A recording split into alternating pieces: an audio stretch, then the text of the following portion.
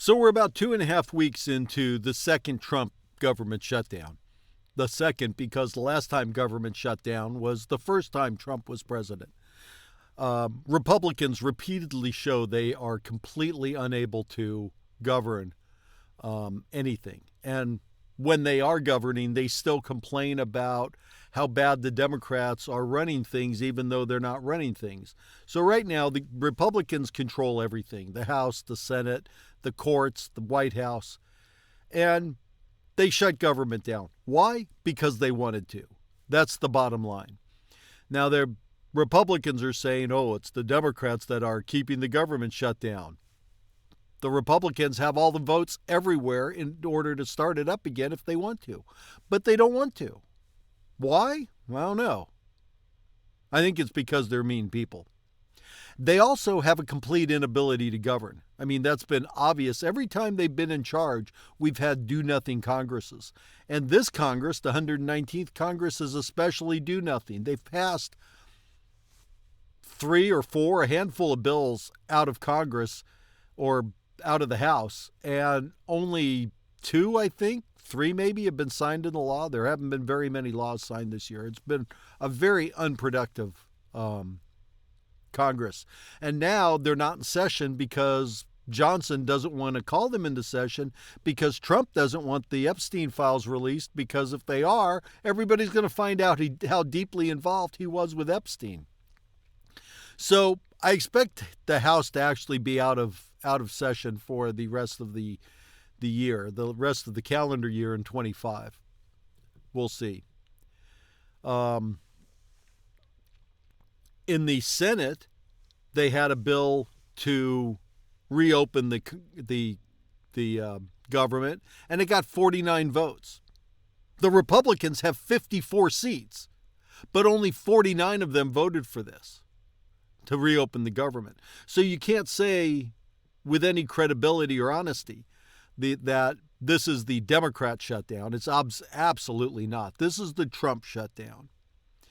And the Democrats are doing a good job at arguing for more health care, but I don't think they're going far enough. I think their stance needs to be Medicare for all.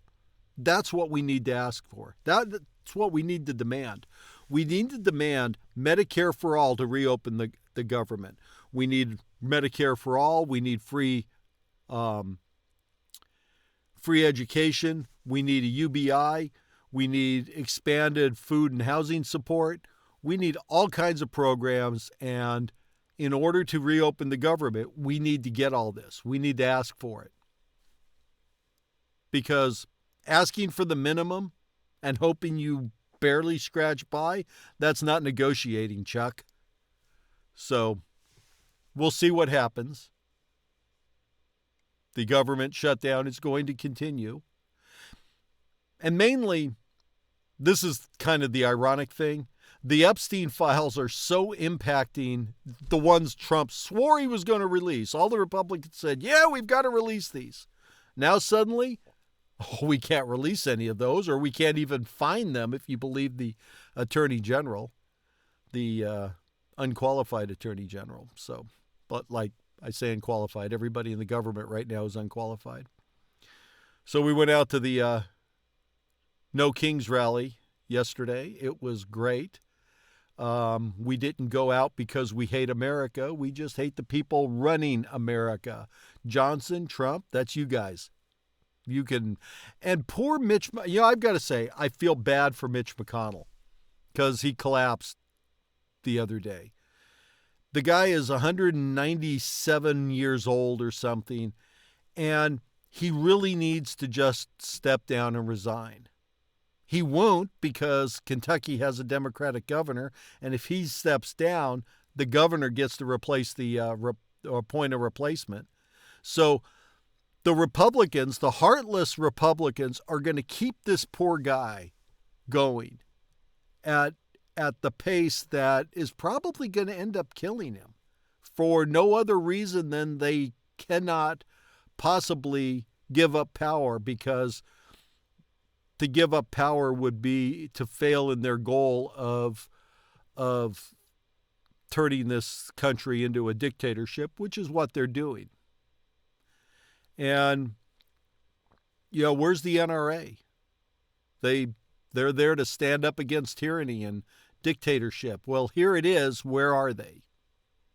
All you militia people, this is your chance to stand up against tyranny. But y'all seem to be on board with it. I don't get it. But take a look at my website, restivoforcongress.com. And I've got a whole legislative agenda there that we need to start implementing to move this country forward. Capitalism, as much as it moved society forward, is in its last stages. It is dying, and the billionaires are not going to help you. You got to remember that. So, to quote Josh, love y'all. See you next time.